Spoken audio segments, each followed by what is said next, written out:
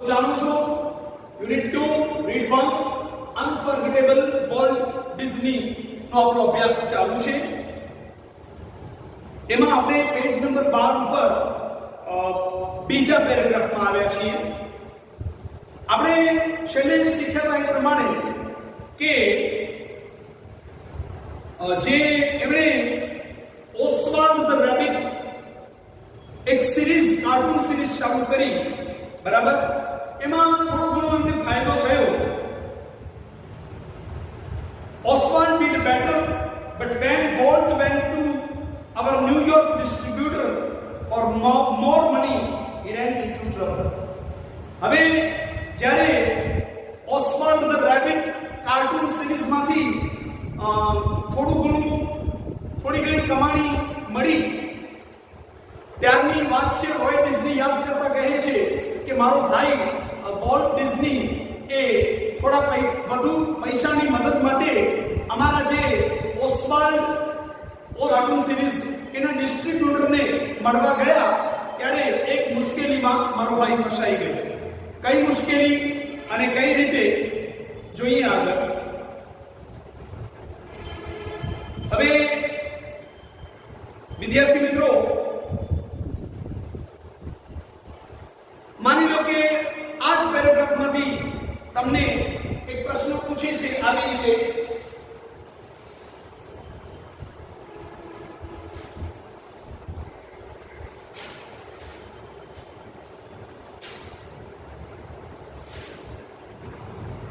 તમને આવી રીતે પ્રશ્ન પૂછે છે વિદ્યાર્થી મિત્રો કે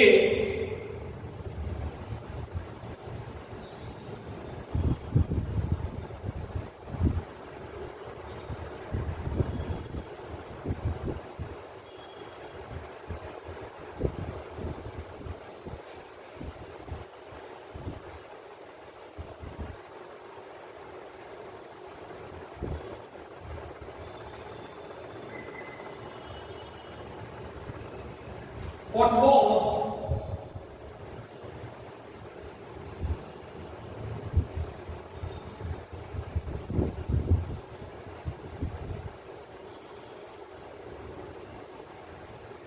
Walt's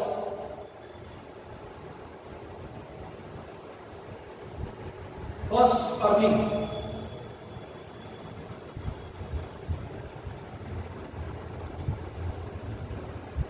પેરેગ્રાફ જે છે એમાંથી વિદ્યાર્થી મિત્રો તમને આવો પ્રશ્ન માની પૂછવાનો પરીક્ષામાં, what was Walt's first earning? વોલ્ટની પહેલી કમાણી શું હતી? તો તમારે જવાબ આવશે the first money. તમે જોઈ શકો છો પેજ નંબર 12 ઉપર પહેલા જ પેરેગ્રાફની બીજી લાઈનમાં the first money he ever made was a nickel for a sketch of a neighbor's box. બરાબર?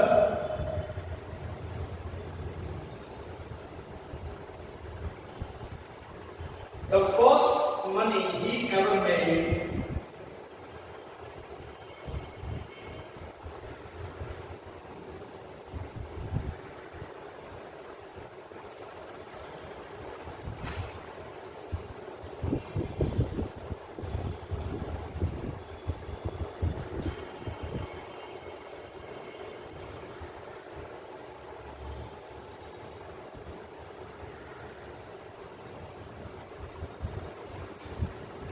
was a nickel for a sketch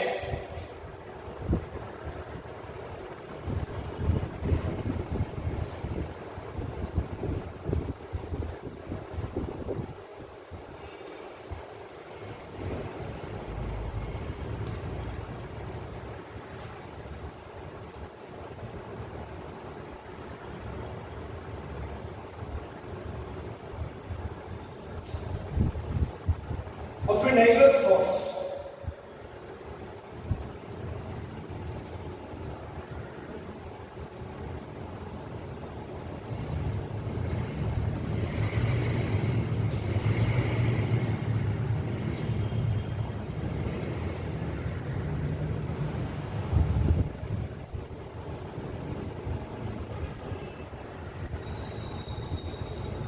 આ થયો તમારો જવાબ. once again I repeat, the first money તમે earning પણ લખી શકો છો. the first earning he ever made was in nickel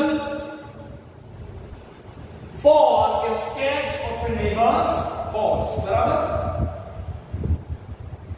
ત્યાર પછી તમને એવી રીતે પણ પ્રશ્ન પૂછી શકે છે કે where did Walt study cartooning? તો જવાબમાં છે Walt Disney studied cartooning in Chicago. બરાબર. ત્યાર પછી તમને એવો પણ પ્રશ્ન પૂછી શકે છે કે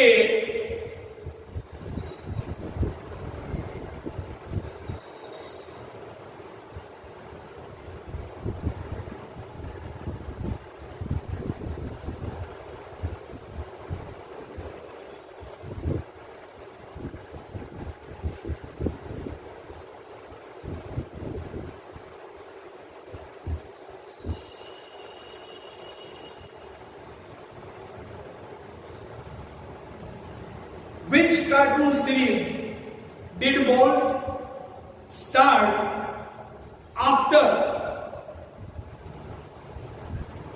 Alice in Cartoonland? once again I repeat, હું રિપીટ કરું છું. આ પ્રકારે પ્રશ્ન તમને પેરેગ્રાફમાંથી પૂછી શકે છે કે which cartoon series did Walt start after Alice in Cartoonland?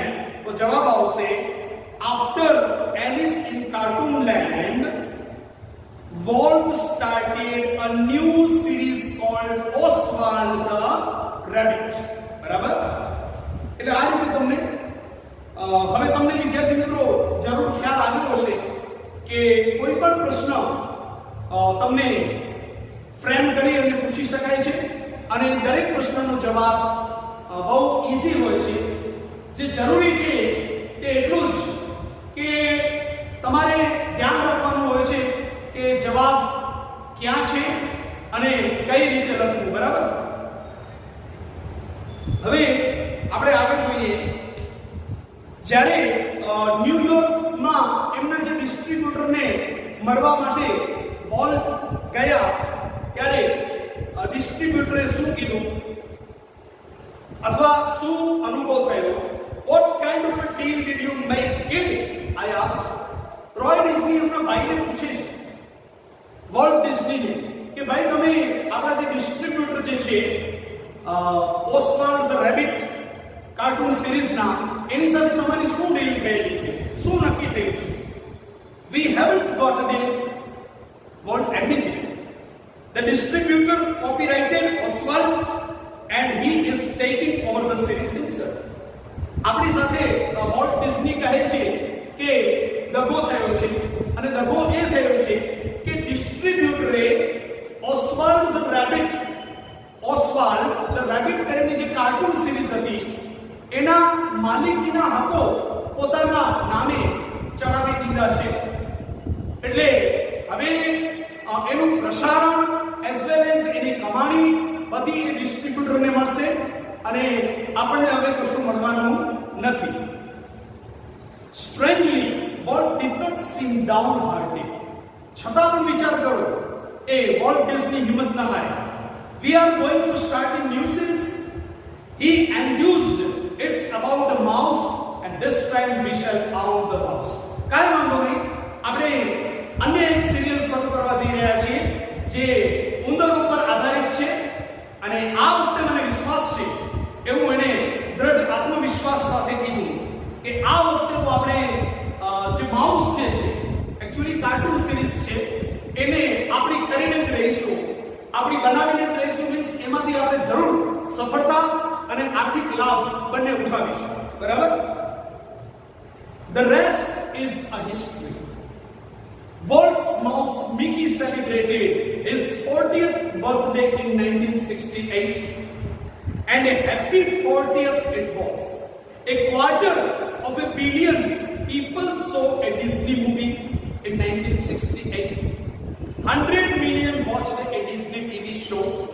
Nearly a billion read a Disney book or magazine and almost 10 million visited Disneyland.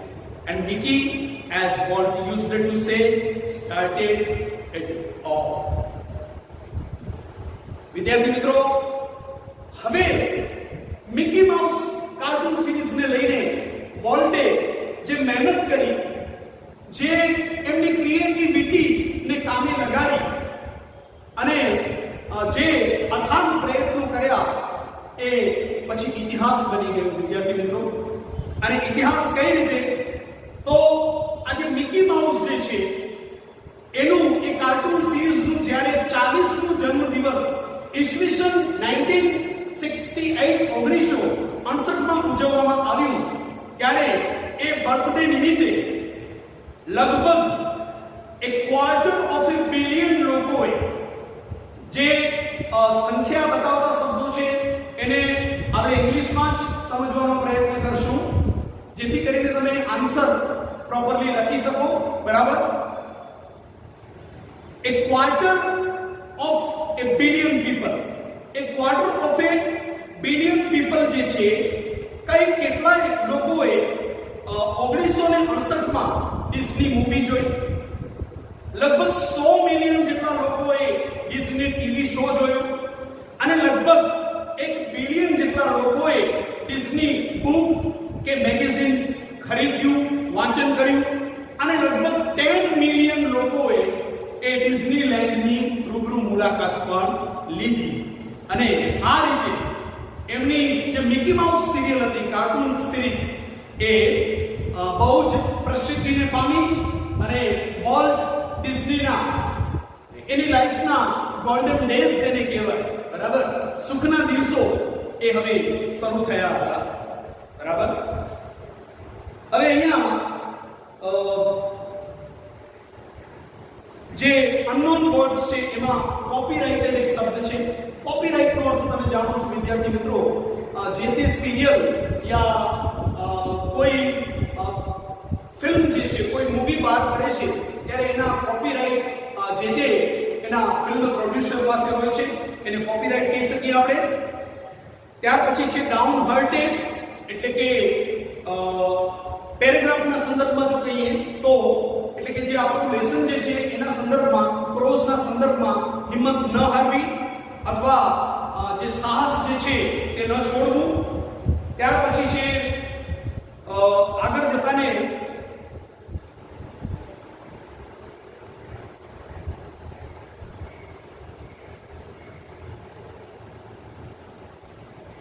બસ જે મોટાભાગના શબ્દો જે છે, આ એક શબ્દ છે એન્થ્યુઝડ.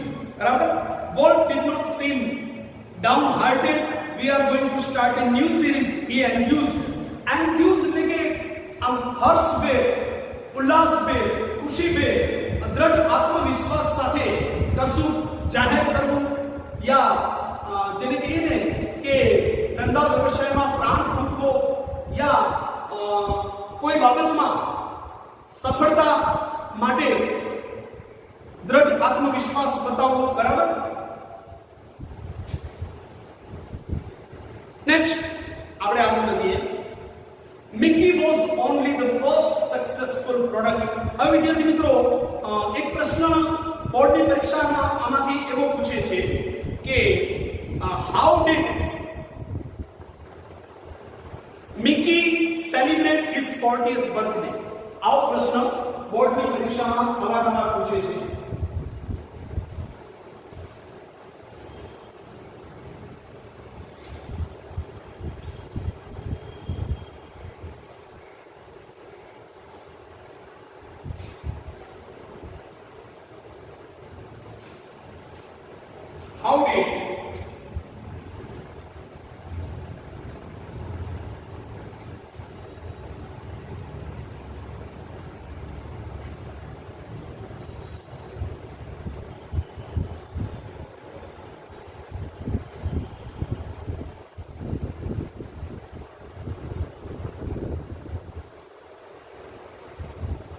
How did Mickey celebrate his 40th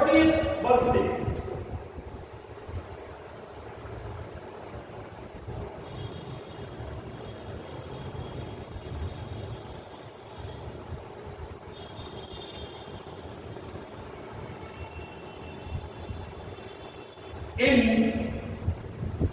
1968.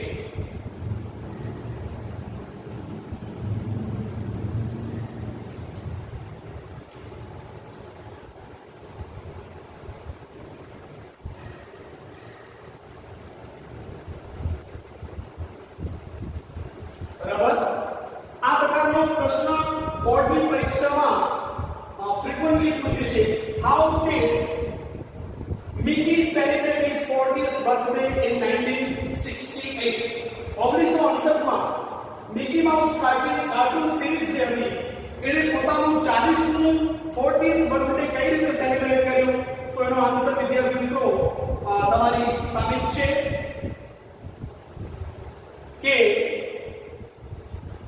હવે પ્રશ્ન એ જો પ્રશ્ન તમને બીજી રીતે પણ પૂછી શકે છે, આવી રીતે પણ પૂછી શકે છે કે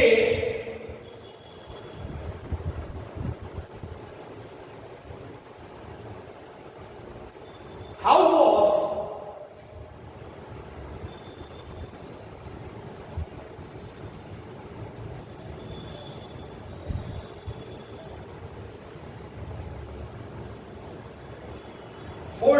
birthday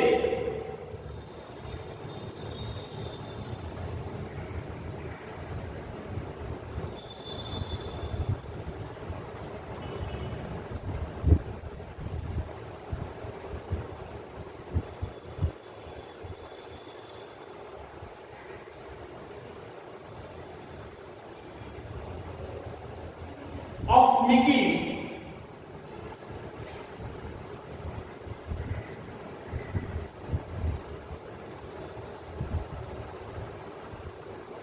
a happy one?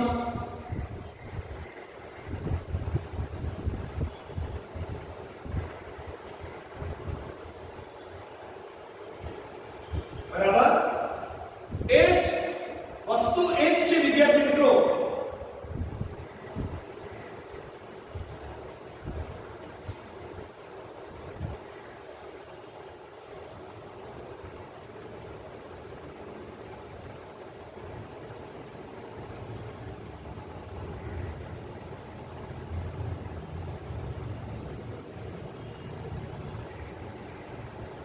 વસ્તુ એ જ છે વિદ્યાર્થી મિત્રો, પરંતુ તમને બીજી રીતે આમ પણ પૂછી શકે છે.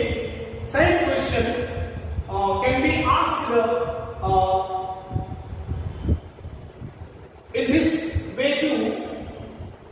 બરાબર the same question which we have written above can also be asked in this manner, in this way. And what is the question? How was 40th birthday of Mickey a happy one? તો એનો જવાબ, બંને પ્રશ્નનો જવાબ એક જ છે. બરાબર કે a quarter of a billion people saw a Disney movie in 1968. 100 million watched a Disney TV show. Nearly a billion read a Disney book or magazine, and almost 10 million visited Disneyland. In this way, Mickey celebrated his 40th birthday in 1968. બરાબર આટલું જ લખવાનું છે. જવાબ થોડો મોટો બનશે પણ લખવું તો પડશે વિદ્યાર્થી મિત્રો. તમે એમ ન માનતા કે એક માર્ક એટલે એક જ વાક્ય લખવાનું છે તમારે. બરાબર માર્ક એક છે. જવાબ તમારો એક વાક્યથી વધી અને 3-4 વાક્ય સુધી જવાબ જેને કહીએ ને કે તમારો જવાબ જે છે એ હોઈ શકે છે.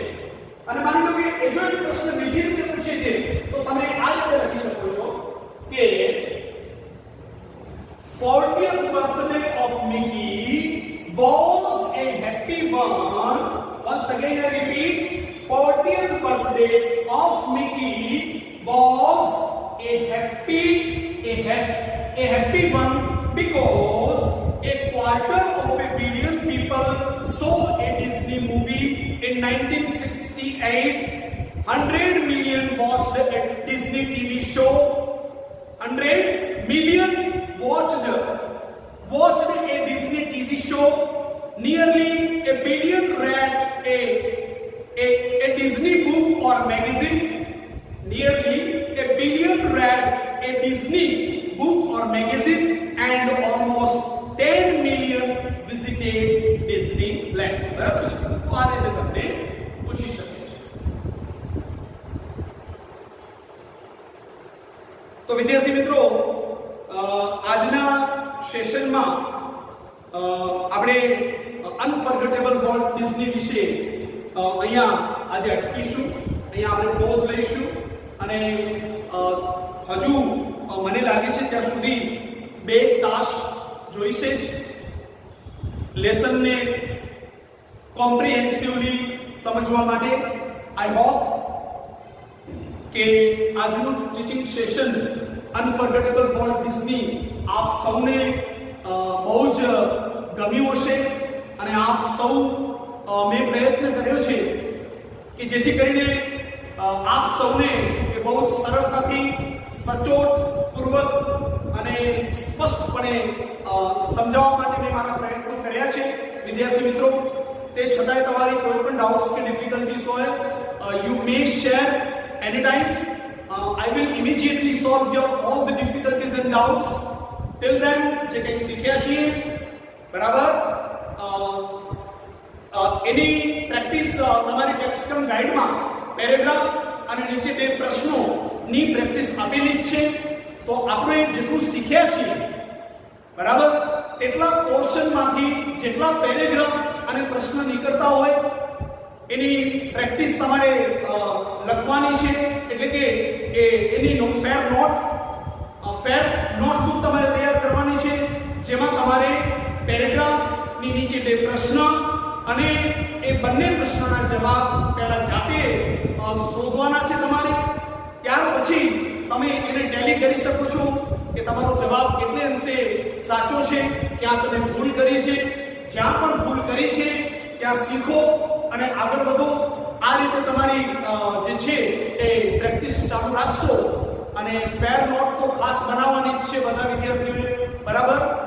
તો મને એમ લાગે છે કે એક્ઝામમાં 10 માંથી 10 માર્ક્સ તમે લાવી શકશો. અને વન્સ અગેન મેં અગાઉ કીધું હતું એ પ્રમાણે કે 10 માર્ક્સના જે આ પ્રશ્નો જે છે 10 એ તમારા માટે સ્કોરિંગ છે અને એમાં સિન્સિયરલી મહેનત થવી જ જોઈએ બરાબર. ટિલ ધેન હવે પછીનું જે પ્રોઝ જે છે એ નેક્સ્ટ ટીચિંગ સેશનમાં આપણે લઈશું. Till then good bye, have a nice day and thank you so much.